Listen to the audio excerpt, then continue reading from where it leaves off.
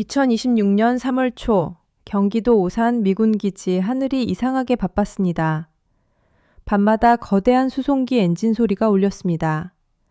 미군 최대 수송기인 C5 갤럭시 2대, C-17 글로브마스터 11대. 불과 열흘 사이에 이 거대한 수송기들이 줄줄이 이륙했습니다. 하지만 정작 이걸 보도한 건 우리 언론이 아니라 워싱턴 포스트였습니다. 이 비행기들이 싣고 간 것 일반 화물이 아니었습니다. 한반도를 지키던 방공무기, 그 방패가 통째로 사라지고 있었죠. 패트리엇도 사드도 빠졌습니다. 그리고 그 타이밍에 북한은 미사일을 쐈습니다.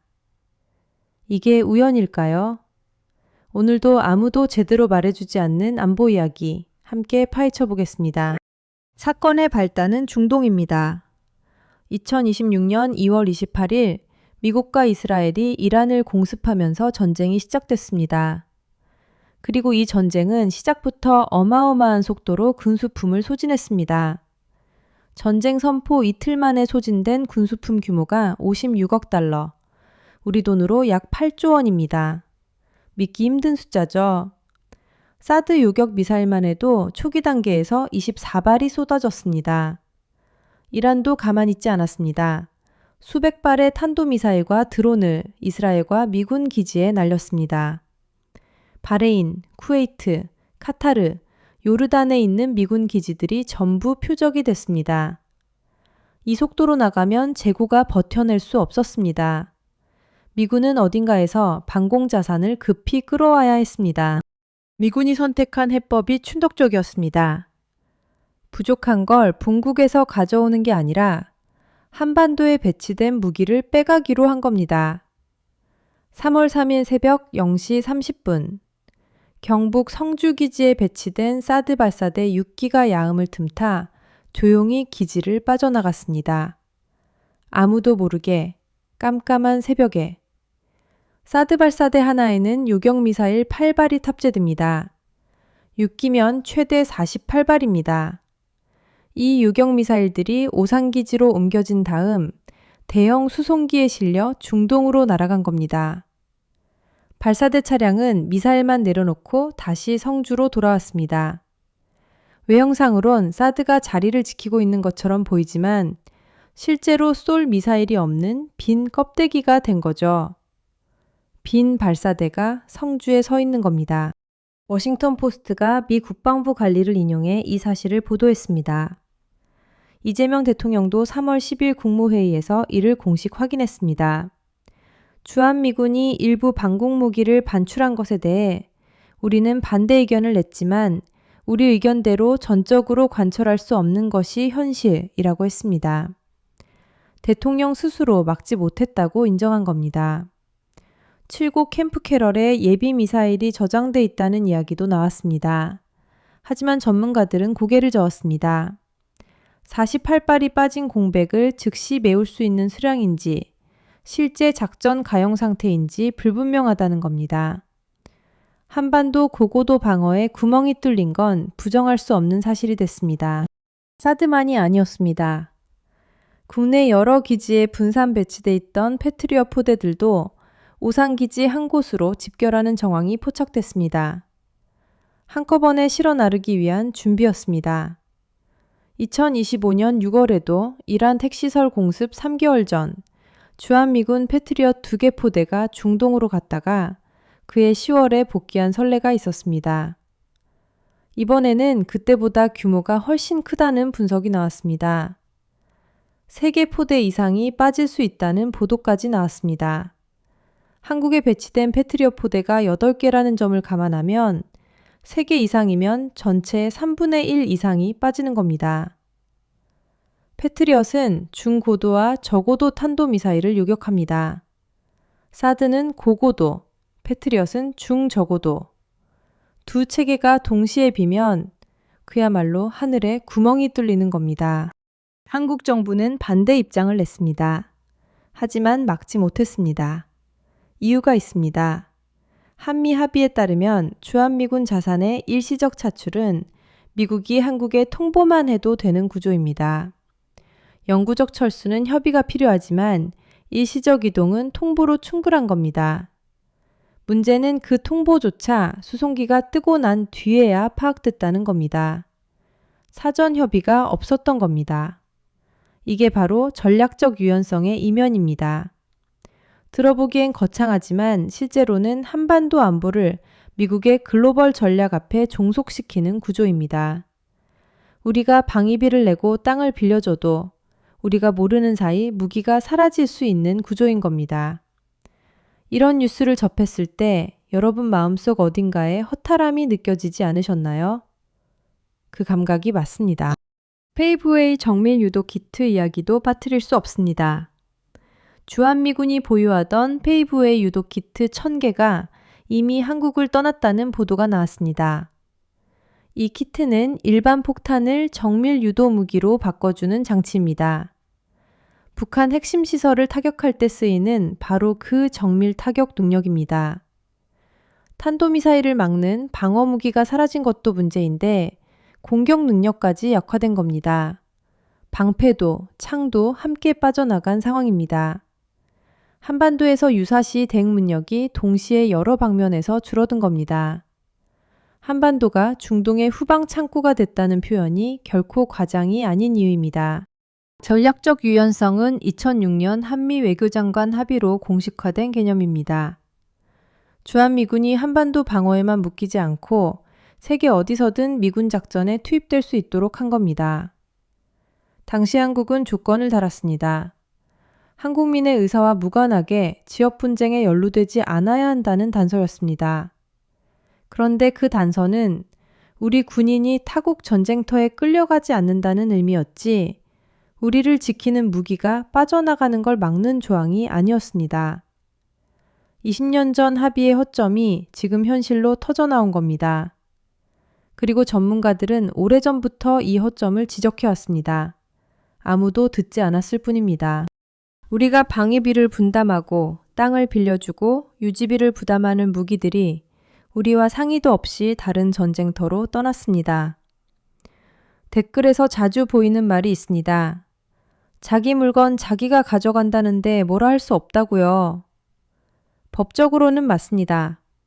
그런데 그렇다면 그 무기로 우리가 지켜진다는 전제는 애초부터 완전한 약속이 아니었던 겁니다.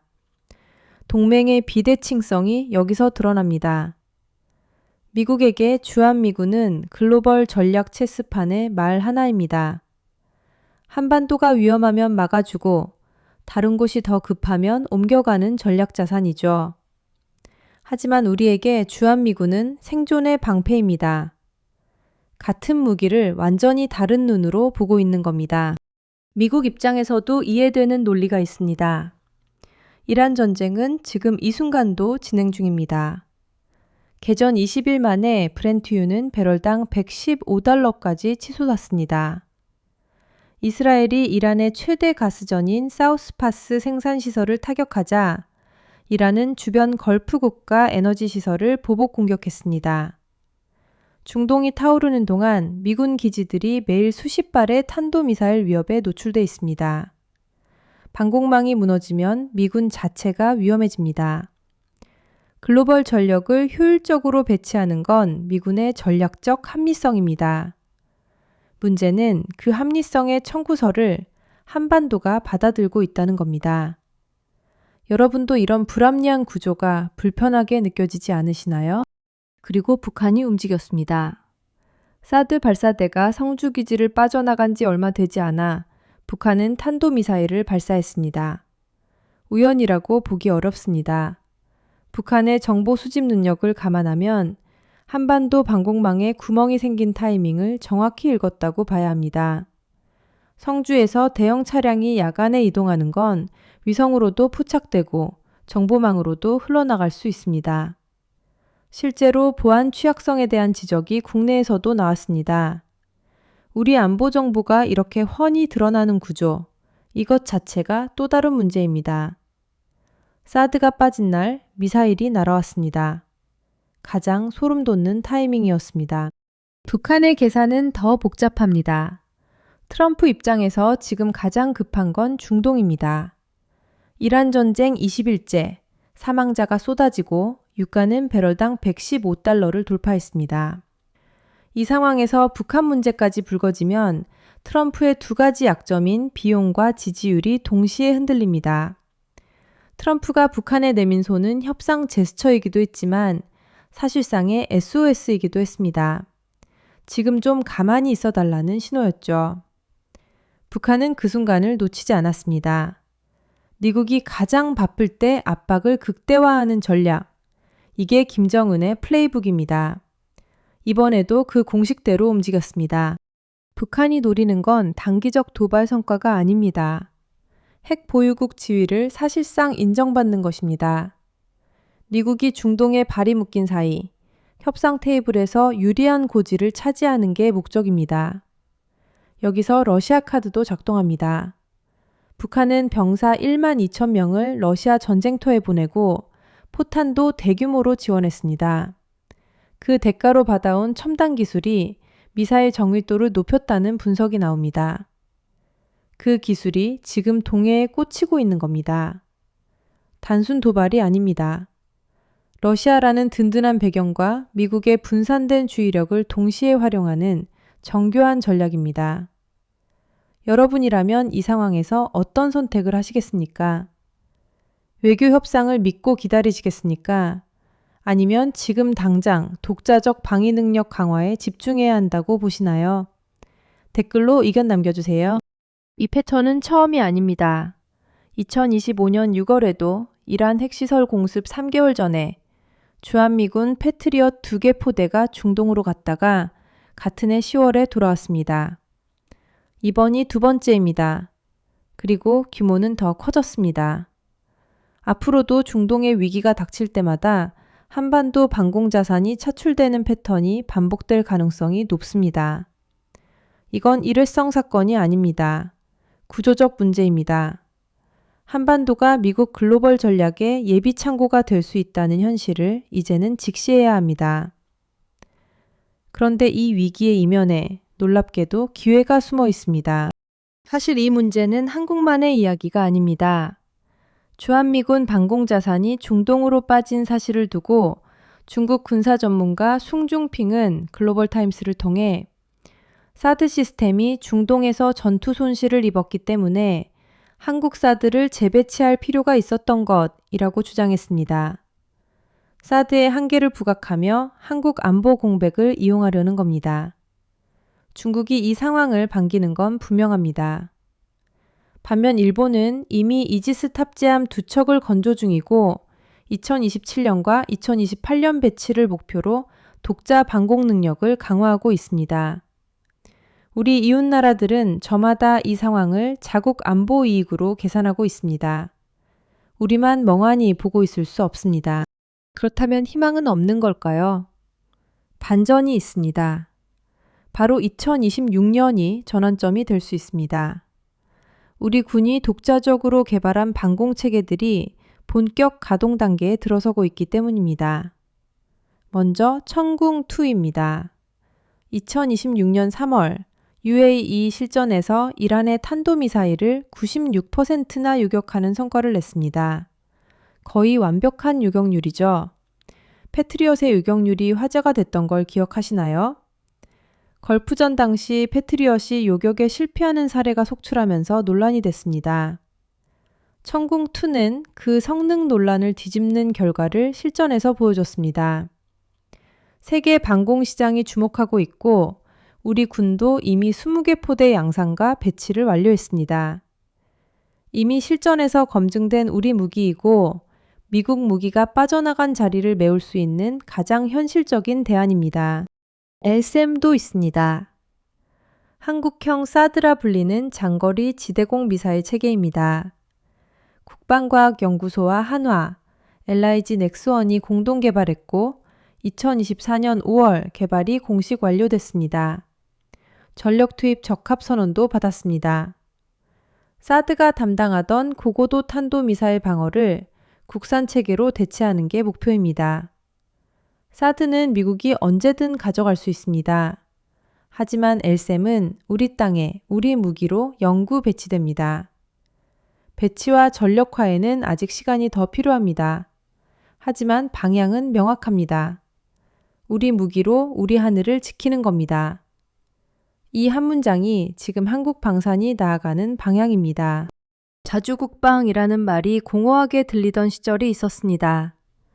하지만 지금 우리가 목격하는 건 외국 무기가 빠져나간 자리를 우리 무기로 실제로 채우는 과정입니다. 천궁2는 중동 실전에서 능력을 입증했고 엘셈은 전력화를 향해 나아가고 있습니다.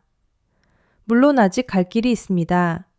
엘셈이 완전히 배치되기 전까지 고고도 방어 공백은 존재합니다. 천궁3 개발 계획도 있지만 2034년 배치는 너무 늦다는 비판도 나옵니다. 완벽하진 않습니다. 그러나 2026년 현재 우리 방공망은 10년 전과 비교할 수 없을 만큼 두터워졌습니다. 그리고 이번 사태가 자주국방 투자를 더 빨리 앞당기는 계기가 될 수 있습니다. 한반도를 지키는 방패에 구멍이 뚫린 건 맞습니다. 하지만 진짜 문제는 그 구멍 자체가 아닙니다. 우리가 이 구조 안에 얼마나 더 머물 것인가입니다. 2006년 전략적 유연성 합의 이후 20년, 우리를 지키는 무기가 언제든 다른 전쟁터로 떠날 수 있다는 현실을 이번에야 온몸으로 체감했습니다. 동맹은 필요합니다. 유지돼야 합니다. 하지만 동맹이 일방적 의존으로 굳어지면 위기가 왔을 때 우리는 항상 뒷전이 됩니다. 전문가 협의 없이 통보만 이뤄진다면 그건 동맹이 아니라 피보호국의 구조에 더 가깝습니다. 이번 사태가 남긴 교훈은 결국 하나입니다. 안보는 빌려 쓰는 게 아니라 스스로 지켜야 한다는 것. 이건 반미 감정이 아닙니다. 냉정한 현실 인식입니다. 다음 편에서는 이 안보 공백을 메울 한국 방산 체계의 현주소를 집중 분석합니다. 천궁2와 엘셈이 진짜로 사드와 패트리엇을 대체할 수 있는지, 기술적 격차와 배치 일정을 냉정하게 따져보겠습니다. 이 시리즈 놓치지 않으려면 구독 눌러주세요. 한 가지 질문을 드리고 마칩니다. 주한미군 방공자산이 우리 동의 없이 중동으로 빠져나간 이번 사태. 여러분은 이게 동맹의 한계라고 보시나요? 아니면 우리 협상력이 부족한 결과라고 보시나요? 어떤 답이 나와도 결론은 같습니다.